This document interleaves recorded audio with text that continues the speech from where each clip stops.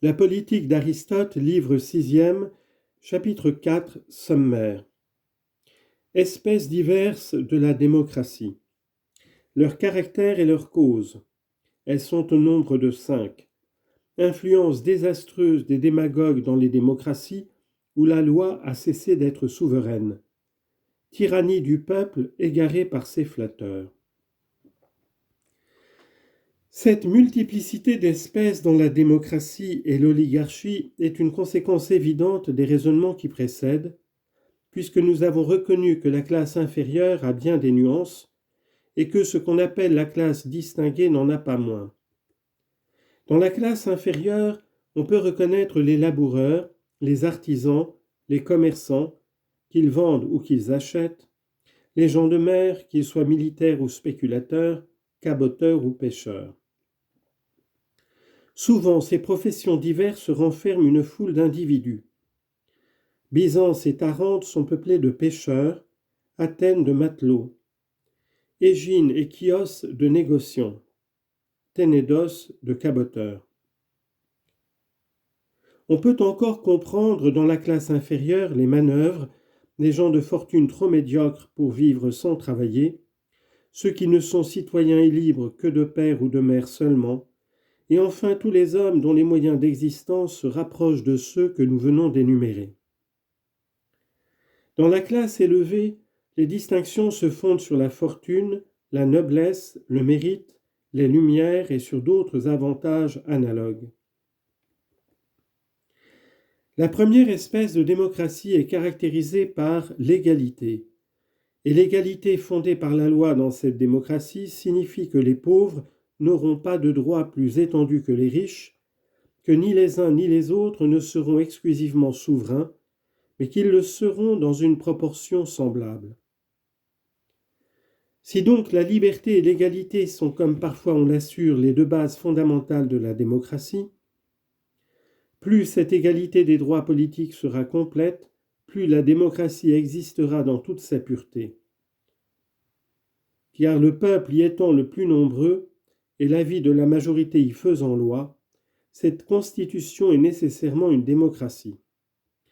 Voilà donc une première espèce. Après elle en vient une autre où les fonctions publiques sont à la condition d'un cens, CENS, qui d'ordinaire est fort modique.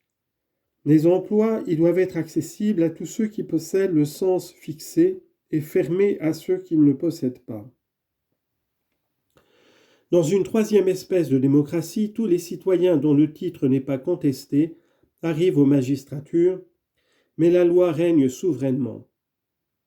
Dans une autre, il suffit pour être magistrat d'être citoyen à un titre quelconque, la souveraineté restant encore à la loi. Une cinquième espèce admet d'ailleurs les mêmes conditions.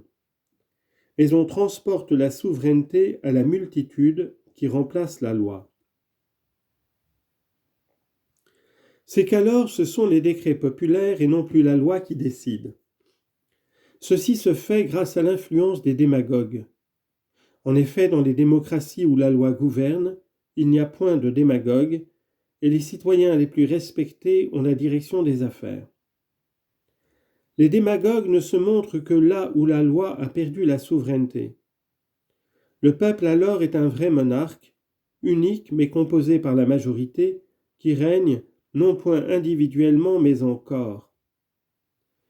Homère a blâmé la multiplicité des chefs, mais l'on ne saurait dire s'il prétendait parler, comme nous le faisons ici, d'un pouvoir exercé en masse ou d'un pouvoir réparti entre plusieurs chefs qu'il exerce chacun en particulier. Dès que le peuple est monarque, il prétend agir en monarque, parce qu'il rejette le joug de la loi, et il se fait despote. Aussi les flatteurs sont-ils bientôt en honneur.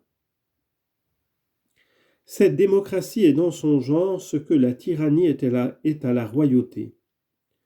De part et d'autre, même vice, même oppression des bons citoyens. Ici les décrets, là les ordres arbitraires.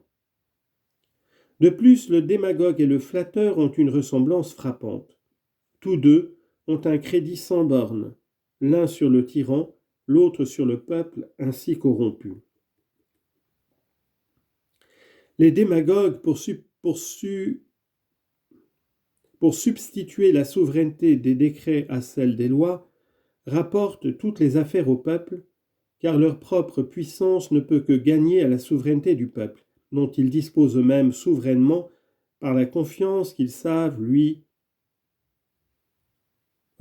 en obtenir. D'un autre côté, tous ceux qui croient avoir à se plaindre des magistrats ne manquent pas d'en appeler au jugement exclusif du peuple. Celui-ci accueille volontiers la requête, et tous les pouvoirs légaux sont alors anéantis.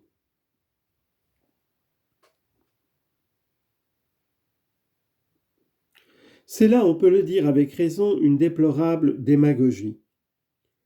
On peut lui reprocher de n'être plus réellement une constitution. Il n'y a de constitution qu'à la condition de la souveraineté des lois. Il faut que la loi décide des affaires générales, comme le magistrat décide des affaires particulières, dans les formes prescrites par la Constitution. Si donc la démocratie est une des deux espèces principales de gouvernement, l'État où tout se fait à coup de décrets populaires n'est pas même à vrai dire une démocratie, puisque les décrets ne peuvent jamais statuer d'une manière générale. Voilà du reste ce que nous avions à dire sur les formes diverses de la démocratie.